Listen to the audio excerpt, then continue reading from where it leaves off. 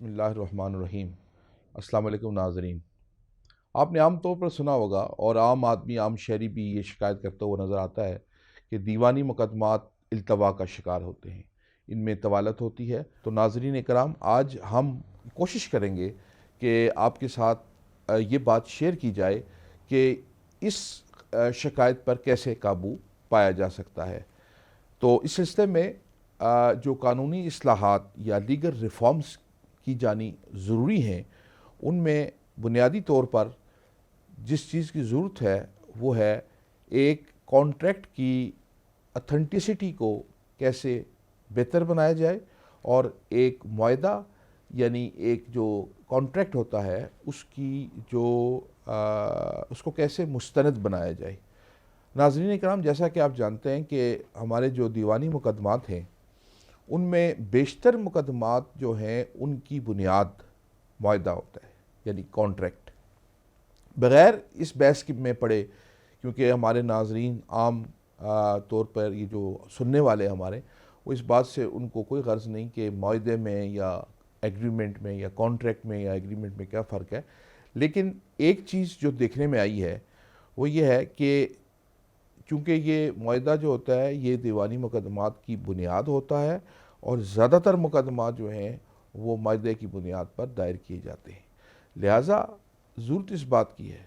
کہ اس معاہدے کو زیادہ سے زیادہ مستند بنایا جائے۔ ناظرین کرام، عام طور پر یہ دیکھنے میں آیا ہے کہ ایک معاہدہ جب کیا جاتا ہے تو اس کے لیے ایک فریق یا دونوں فریق کچہری جاتے ہیں اور وہاں سے جا کے ایک اسٹامپ پیپر خرید لیتے ہیں، اور اس پر وہ معاہدہ لکھ کے اس کو کسی نوٹری پبلک یا آؤتھ کمیشنر سے اٹیسٹ کروا لیتے ہیں، اور اسی ایگریمنٹ کی بنیاد پر یا اسی معاہدے کی بنیاد پہ مقدمات دائر کر دیے جاتے ہیں۔ اب جو مقدمہ عدالت میں جاتا ہے تو فریقین، جب ایک فریق منحرف ہوتا ہے اس سے، تو جو متاثرہ فریق ہوتا ہے جب عدالت میں جاتا ہے تو اسے اس بات کا سامنا کرنا پڑتا ہے عام طور پہ کہ جو مخالف فریق ہے عام طور پر وہ اس معاہدے کی ایگزیکیوشن یعنی اس معاہدے کے وجود سے ہی انکار کر دیتا ہے، اور جب ایسا ہوتا ہے تو پھر عدالتوں کو اور فریقین کو یا وہ فریق جو عدالت میں جاتا ہے اسے یہ ثابت کرنے میں سال لگ جاتے ہیں، سالوں سال لگ جاتے ہیں، اور پورا مقدمہ اس بات کی نظر ہو جاتا ہے کہ یہ بات ثابت کی جائے کہ کیا یہ معاہدہ اصل ہے یعنی اصلی ہے، جینون ہے یا ان جینون ہے۔ تو ناظرین کرام، اس ایک بہت بڑے مسئلے کو اوور کم کرنے یا اس مسئلے کو پر قابو پانے کے لیے ضروری ہے کہ ہم کوئی ایسا قانون انٹروڈیوس کروائیں اور کوئی ایسا میکنزم جو ہے وہ پریکٹیکلی جو ہے وہ عام جو لیٹیگنٹ کے حوالے سے اسے انٹروڈیوس کروایا جائے، تاکہ معاہدہ جو ہے اس کی اتھینٹسٹی کو بہتر بنایا جا سکے اور اسے مستند بنائے۔ اور جب ایسا ہوگا تو پھر یہ جو ایک عدالتوں کے اندر جو وقت ضائع ہو جاتا ہے معاہدے کو ثابت کرنے کے لیے، اس کی ایگزسٹنس کو، اس کی جینوننس کو ثابت کرنا جو ہے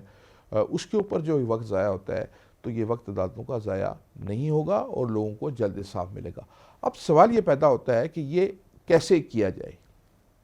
جیسا کہ میں نے آپ کو پہلے بتایا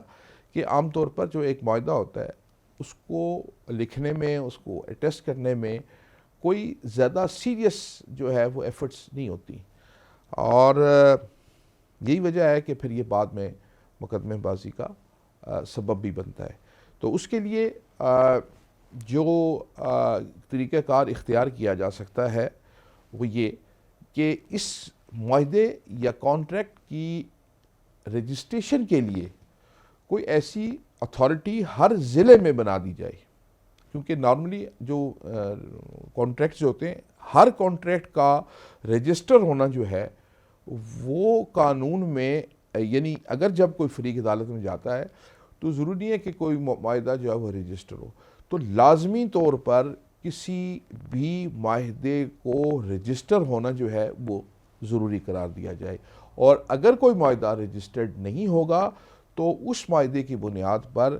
کوئی بھی فریق عدالت میں مقدمہ دائر نہیں کر سکتا۔ اور اس کی رجسٹریشن کا جو طریقہ ہے اس کے لیے ضروری ہے کہ ایک اتھارٹی کا قیام کیا جائے، جو وہ اتھارٹی جسے رجسٹرار کانٹریکٹس کا نام دیا جا سکتا ہے. یعنی اور اس کا کام کیا ہوگا؟ اس کا کام یہ ہوگا کہ سب سے پہلے وہ فریقین کی شناخت کرے گا. فریق اے اول دوسرے کے ساتھ جب کوئی معاہدہ کرے گا تو پھر دونوں فریقین کو سب سے پہلے شناخت کیا جائے گا. اس کے بعد وہ جو معاہدہ کرنا چاہ رہے ہیں وہ اس رجسٹرار کے پاس جمع ہوگا.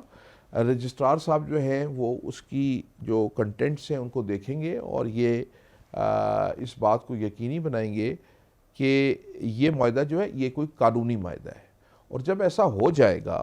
تو اس کے بعد پھر اس معاہدے کو رجسٹر کر کے اس کو کمپیوٹرائز نمبر دے کے دونوں فریقین کے حوالے کر دیا جائے اور پھر اس کی ایک کاپی جو ہے وہ رجسٹرار کانٹریکٹس اپنے پاس رکھے اور دوسری کاپی جو ہے وہ اس کے ریکارڈ روم میں جو اوریجنل کاپی ہوگی. اچھا، اب اس سے بھی پہلے جو ایک بڑا امپورٹنٹ سٹیپ ہے یا جو سٹیج ہے وہ ہے اس معاہدے کی تحریر.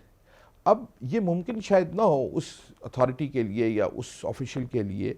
کہ وہ اس کے کنٹینٹس کو بہت زیادہ گہرائی میں دیکھ سکے. تو اس سلسلے میں جب بھی کوئی کانٹریکٹ یا معاہدہ ڈرافٹ کیا جائے تو اس کے لیے ضروری ہے کہ وہ کسی ایسے آدمی سے ڈرافٹ کروایا جائے جو قانون کی سمجھ بوجھ رکھتا ہے. مثلا ایک وکیل جو ہے اسے پتہ ہوتا ہے کہ کون سا معاہدہ جو ہے وہ قانونی ہے، اس میں کون کون سی شقیں جو ہیں وہ قابل عمل درآمد ہیں اور کون سی ایسی شقیں جن پہ عمل نہیں ہو سکتا. تو معاہدے کی تحریر جو ہے اس میں وکیل ایک ایڈوکیٹ یا کاؤنسل کا جو کردار ہے وہ لازمی رکھا